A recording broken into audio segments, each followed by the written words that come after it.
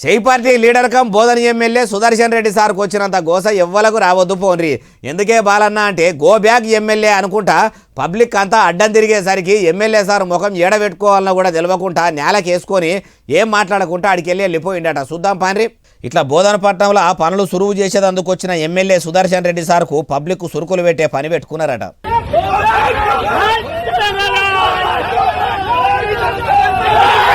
ఏలువడలకు వచ్చి 2 ఏళ్ళు అవుతున్నా బోధనకు రూపాయి పట్టుకొచ్చింది లేదు, పబ్లిక్ను ఆదుకున్నది లేదు. ఇప్పుడు ఇట్లా శంకుస్థాపన చేసిన పనికే మళ్ళా శంకుస్థాపన చేసేందుకు ఎట్లా వస్తారని ఇట్లా పెద్ద ఎత్తున కయ్యానికి దిగిర్రట. పాడిందే పాట పాసుమార్ల పాట ఏమో పాట అన్నట్టు షై సర్కారు ఎప్పుడే ఉన్నది తప్పితే ఎలుగబెట్టింది ఏం లేదని అడ్డం తిరిగి లొల్లి చేసిర్రట.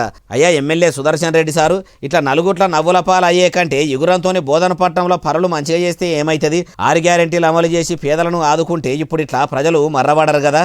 పేరుకే ప్రజాప్రభుత్వం ఆయే, పని మాత్రము 0 అన్నట్టు మీ సర్కారు ఏలుబడి ఏం సక్కదనం లేదని పబ్లిక్ ఇప్పటికే నెత్తి నోరు కొట్టుకుంటురు. ఇప్పుడన్నా ఎగురంతోని పని చేయండ్రంటుర్రు ఈ ముచ్చటి నొల్లు.